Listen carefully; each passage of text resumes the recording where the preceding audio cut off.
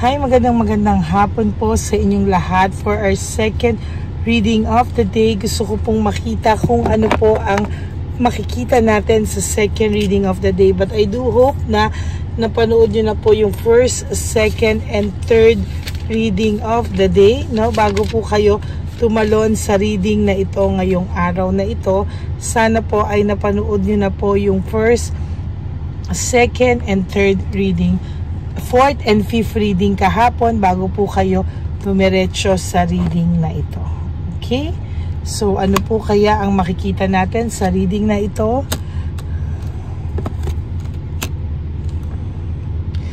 Okay, ang tao pong ito ngayon ay may ginagawa, no? Siya po ay punong abala sa isang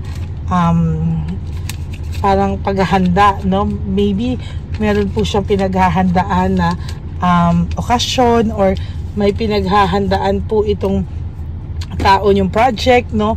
Or meron po siyang gustong gawin sa buhay niya, hobby or ano man po, no? Dinadivert niya po yung attention niya dito, pero sa totoo lang po hindi po buo yung loob niya, no? Para po siyang mababaliw kakaisip, no? As a matter of fact, itong tao pong ito ay hindi niya po alam kung ano po ang gusto niyang gawin sa buhay niya. Para po siyang mababaliw kahit po anong gawin niyang pagdadivert, no? Hindi pa rin po nawawala sa isip niya yung mga nangyari sa inyo. Kahit po ito ay mambabae ng ilang kasangkatutak na babae, makipag-usap kahit kanino, hindi pa rin po ito, sinasabi ko sa inyo, hindi pa rin po ito makakalimot sa inyo, no? There is coldness, no?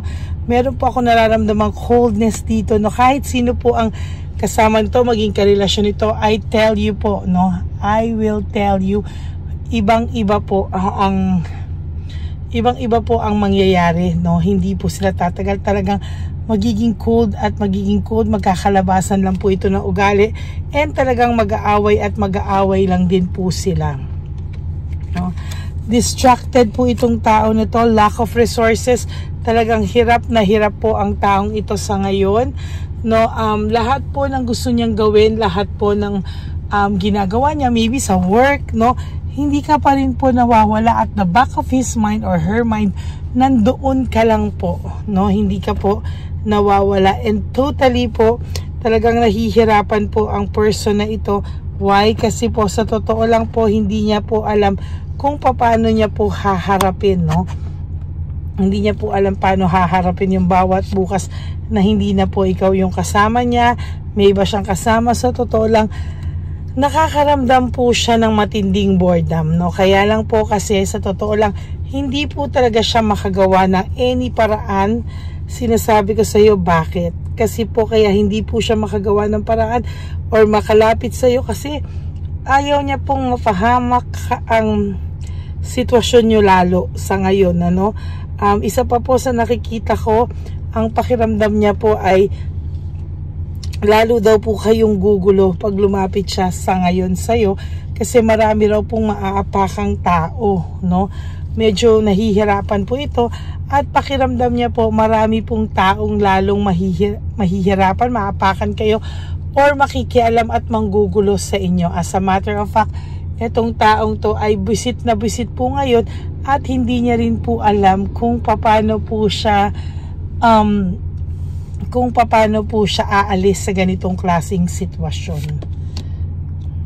Emotional immature pa rin po kasi ang person nyo, no? Hindi niya po alam paano niya po parang lalagpasan yung ganitong phase sa kanya, no? Parang ang pakiramdam niya po sa totoo lang ay nahihirapan siya, nai-insecure siya at nadi-disappoint po siya sa takbo ng buhay niya sa ngayon, no? At sa nakikita ko po dito talaga pong binabalasa ko po yung ano, no? At sa nakikita ko po dito talagang hirap na hirap po siya ngayon dahil kahit po anong gawin niya talaga, hay, pumapasok ka po sa isipan nito. Kahit palabasin niya pong galit ka sa kanya, kahit palabasin niya po na hindi ka na niya kailangan, pero sa totoo lang po, there will come a time na siya po mismo ang hahabol sa iyo, no? Pag ito pong taong to, sa totoo lang, naramdaman niya po na wala ka ng masyadong gana sa kanya, magpapanik din naman po ito, no?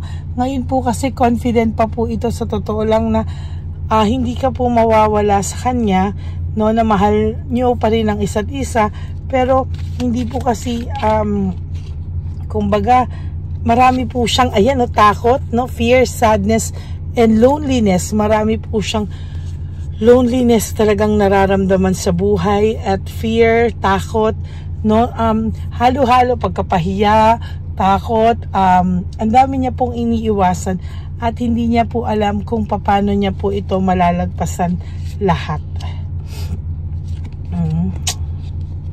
Sa totoo lang po, mahirap po, no, pero sa totoo lang hindi niya po alam kung ano ang gagawin niya.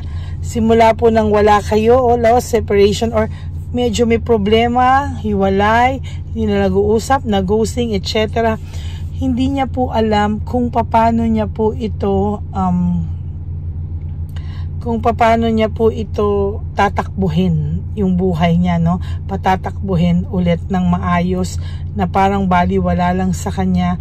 Hindi niya po alam kung papaano ang mga susunod niyang hakbang. So ngayon po parang sige, nag-chill lang po siya, pero hindi po siya totoong chill, no? Yan po yung pinapalabas niya, pero deep inside po, magulo po ang utak ng person nyo, no? Ayan, no? There's anxiety, trauma, and hopelessness.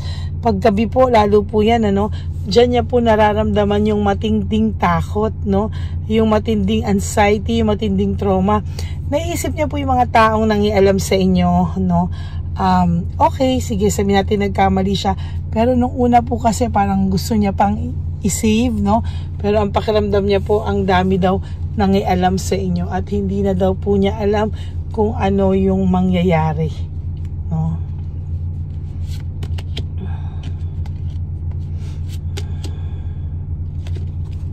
Okay, wait lang, kukuha po tayo ng baraha. Parang gusto niya muna pong magpahinga, gusto muna po niyang kahit papano, gusto niya muna pong lumayo for the meantime. Gusto niya pong mag-contemplate ng kanyang sarili. At kasi sa ngayon po, lahat po ng gawin niya is failure. Lahat daw po ng gawin niya sa mga oras na to, parang wala daw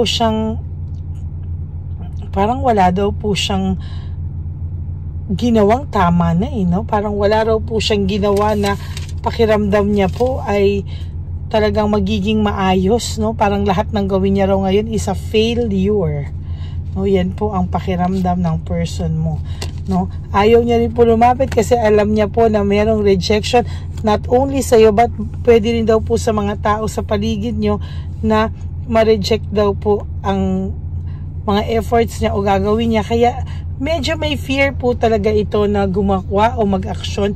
And also there is sadness and loneliness. Very, very deep sadness and loneliness po ang nakikita ko po sa tao na ito. Ayan, nasira po yung relationship nyo, shattered dreams. Marami pa po sana kayong plano, no? Kaso hindi na po natuloy. Marami po sana kayong plano na sana ay matutupad nyo pa, no? Pero sa dami po nang nangyari, parang unti-unti na raw po niyang nile-let go. Parang gusto na lang po niyang isipin na unti-unti niya na lang po i-let go daw ba? Hindi na daw ba niya pag-aaksayahan ng panahon, isipin itong mga bagay na to? Kasi sa totoo lang po, talagang pagod na daw po siya, at hindi na po niya alam kung ano po ang mga susunod na kaganapan sa buhay niya, no? Sa totoo lang po, hindi ko po alam kung ano ang mangyayari sa kanya, kasi naging makasarili po siya,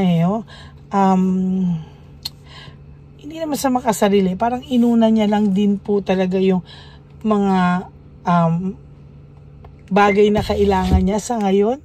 And to tell you honestly, hindi niya po alam kung ano ang gagawin niya po talaga sa mga oras na to, no? Nababurn out and overstress po siya sa buhay.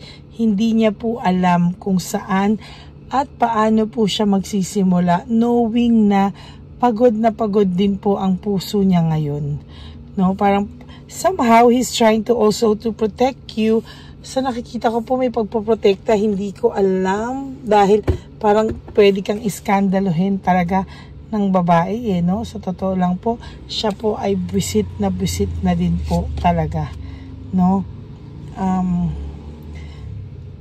Ayan o, may failure po talaga, no? May failure po akong nakikita dito and somehow, pagod na po ang taong ito. Hindi po niya alam hanggang kailan niya po kakayanin ang bawat pagsubok sa buhay niya. Pero somehow, ang pakiramdam niya po hindi na po niya tatagalan yung ganitong sitwasyon. Ang pakiramdam niya po talaga is somehow, siya po ay kailangan umaksyon. Pero hindi niya po alam kung papaano umaksyon sa mga oras na to. Dahil wala po siyang kalakas-lakas ng loob. Ayan o. Pinapanindigan na lang niya po yung mga bagay-bagay sa ngayon, sa nangyayari sa ngayon. Pinapanindigan na lang po niya yung mga maling desisyon niya sa buhay. Yan na lang po ang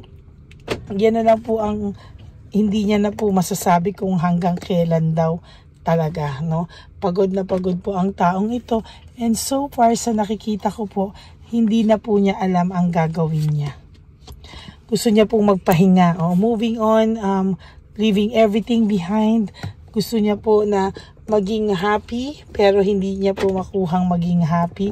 Hindi niya po makuhang maging peace at peace sa mga oras na to. Hindi niya po makuhang maging at peace, no? Teka po, tumutunog yung kotse sa tabi ko.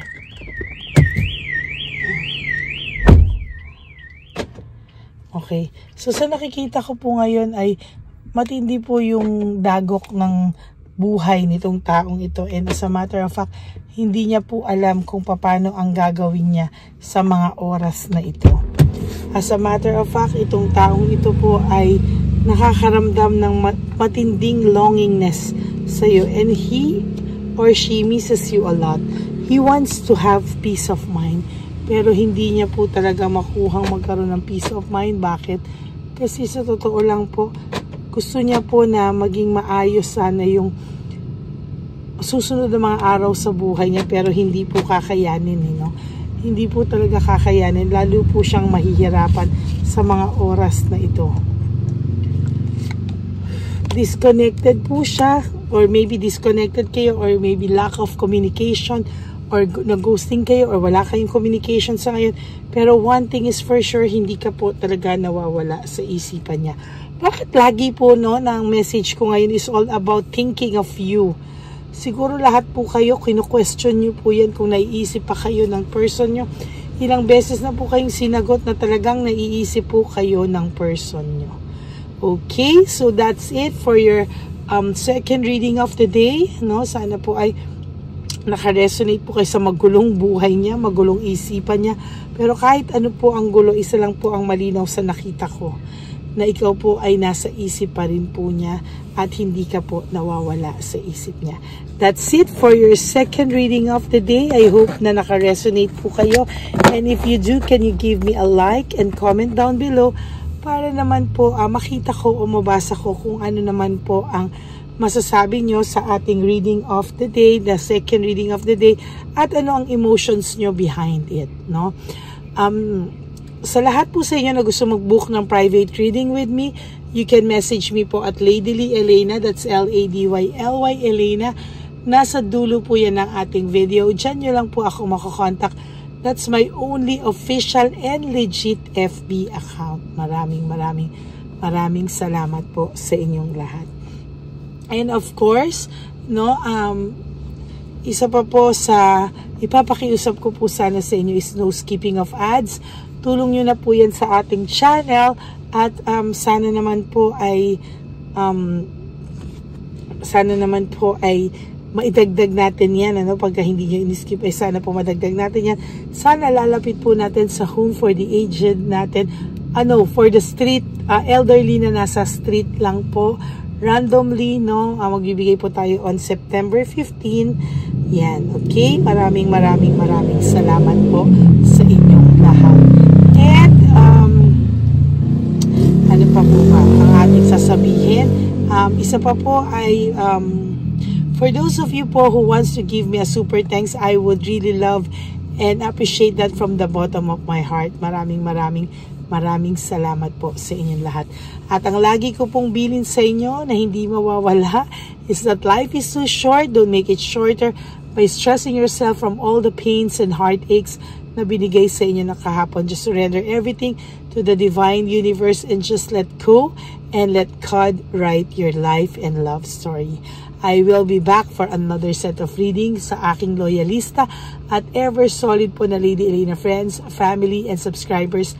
I love you all from the bottom of my heart. Mahal na mahal ko po kayo at maraming salamat po. God bless you all. I love you all. Bye!